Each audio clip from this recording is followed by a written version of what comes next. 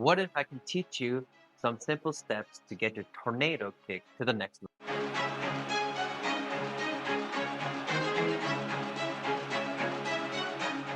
It's very easy, and if this video helps you out, I want you to share this with a friend that is also learning a tornado kick, or just make them try this tornado. The first step is you want to practice the K step. Now the K step has simple mechanics.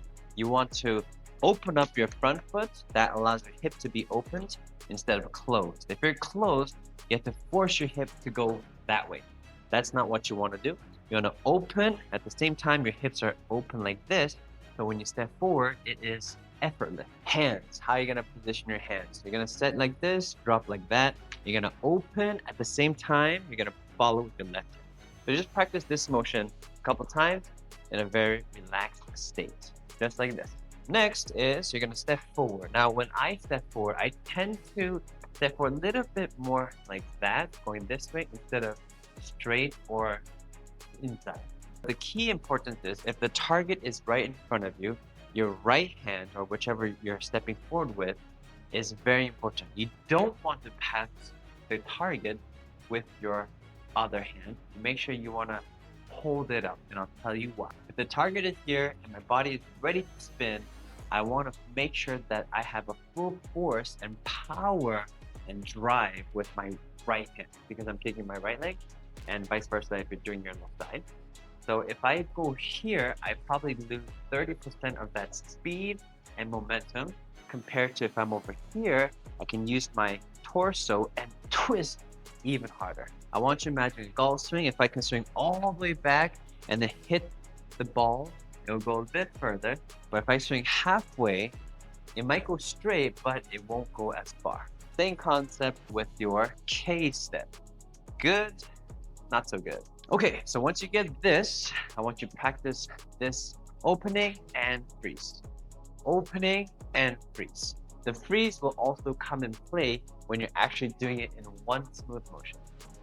Now from here, I want you to imagine you have like a huge blade, just like so, and you're holding that huge blade and you're cutting this way. You're gonna cut it this way.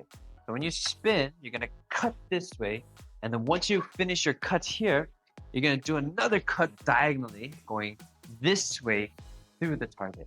And watch what happens to my torso, my upper body. When I do this, I feel a big stretch, and you're gonna use that big stretch to actually jump and release, and your body will turn naturally. 2 cuts. So from here, you're gonna cut 1, and then you're gonna cut 2 like this. I don't want you to imagine going straight up. That's more for backflips. I want you to imagine going diagonally with both hands. So if I just relax my body and do a little hop with my hands going like that, like I showed you, I'm just gonna do a little hop. See, it already turns like this. And from here, you actually just throw that round. So I'll show you how to practice it. So you're gonna practice in this sequence. You're gonna go 1, freeze. Make sure this hand is open.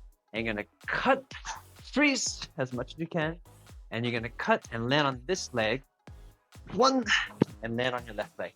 The most important thing is when you land on your supporting leg, this foot should pivot as far as possible.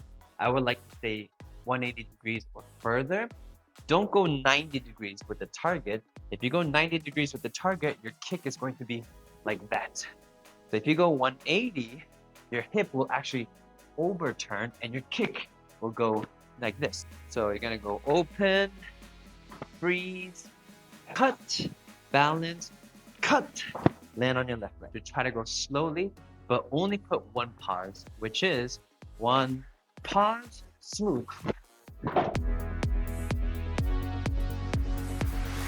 How am I supposed to kick if my arms and my body is facing this way when I do that jump? That's a great question. When you counterbalance, watch what happens. It goes up, your hips turn, your shoulders turn as well.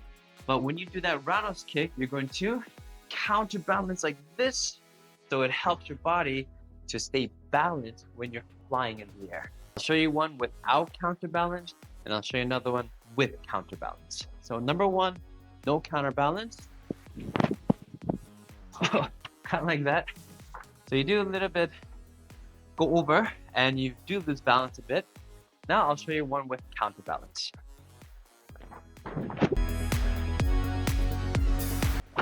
So using counterbalance is very, very important when you're doing a tornado kick because it balances you out in the air. I'm positive you'll probably find one tip in this video that helps you out a lot. So please make sure you like this video because it helps the algorithm to push to more people. And please share this with a friend if you know that they're learning or want to learn a tornado kick. Also, thank you guys so much for watching. I really appreciate your support. And make sure you guys check out my online courses down below if you're interested for beginner's program or if you want to get your flexibility to the next level. And if you want to join our community, membership program is also available for registrations as well.